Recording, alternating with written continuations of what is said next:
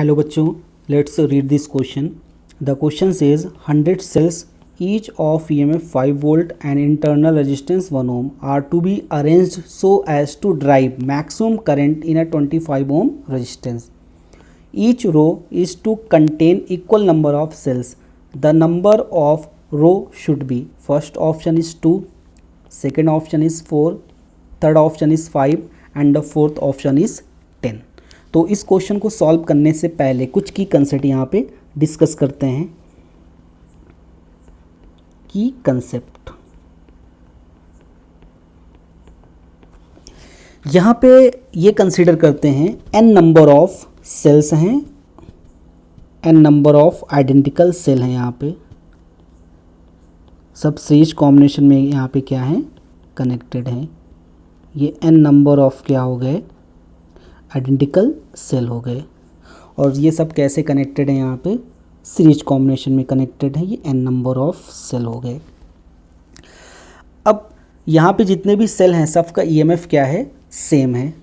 सबका ईएमएफ यहाँ पे अजूम कर लेते हैं E और इंटरनल रेजिस्टेंस यहाँ पे क्या है, R। सबका यहाँ पे ये इक्वल है। अब n नंबर ऑफ जो सेल हैं, ऐसे ही m नंबर ऑफ रोज़ हैं। कितने यहाँ पे रो हैं, m नंबर ऑफ। तो ऐसे यहाँ पे देखो,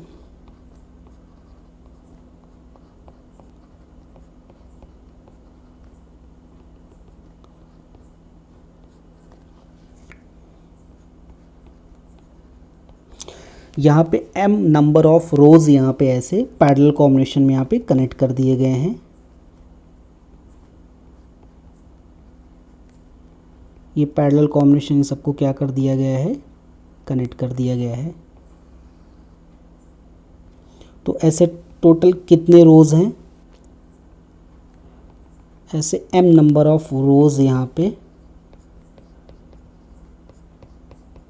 पैरेलल कॉम्बिनेशन में यहाँ पे क्या है, कनेक्टेड है m।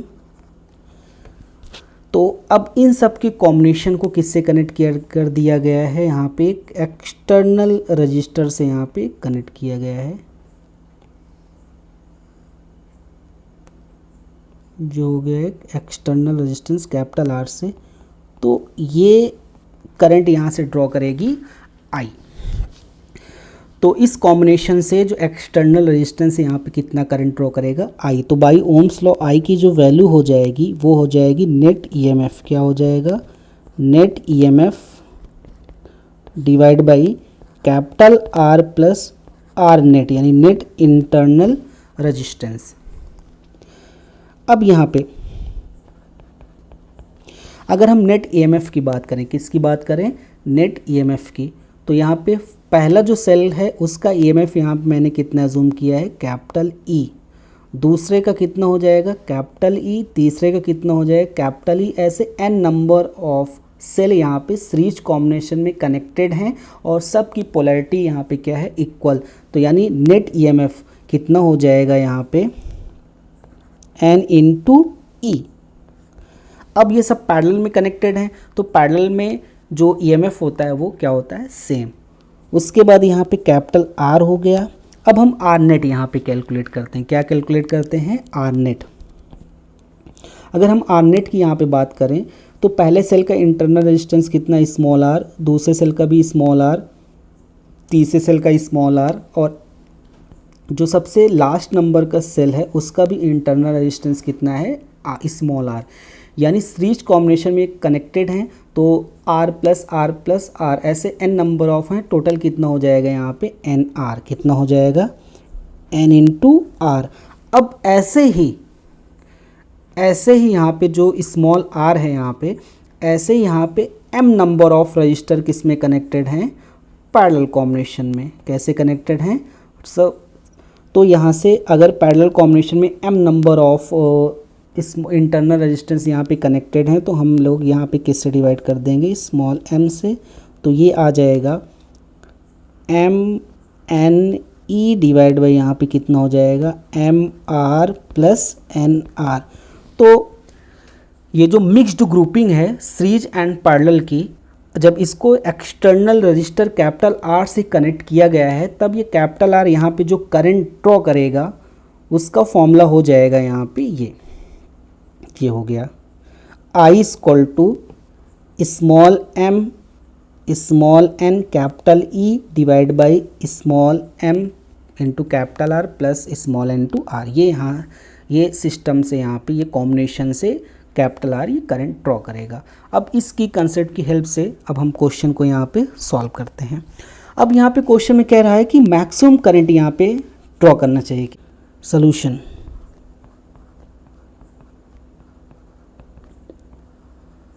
की कंसेप्ट की हेल्प से I की वैल्यू यहाँ पे कितनी कैलकुलेट की गई है, यहाँ पे I की वैल्यू है ये, इस फॉर्मूले का हम यूज़ करते हैं यहाँ पे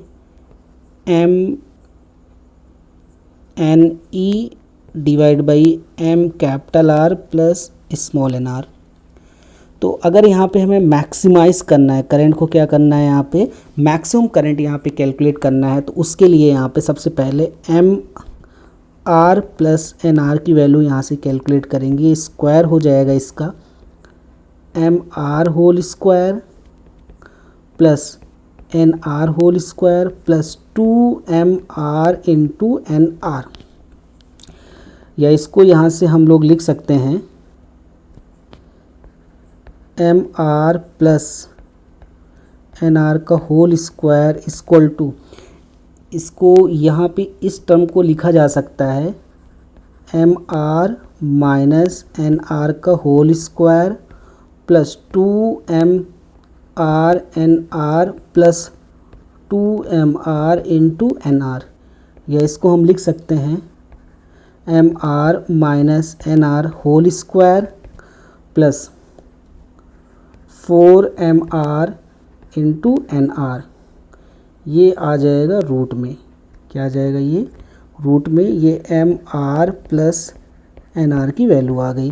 तो इस MR और NR की वैल्यू को हम यहाँ पे पुट कर देते हैं, तो I मैक्स की वैल्यू हमें मिल जाएगी यहाँ पे MNE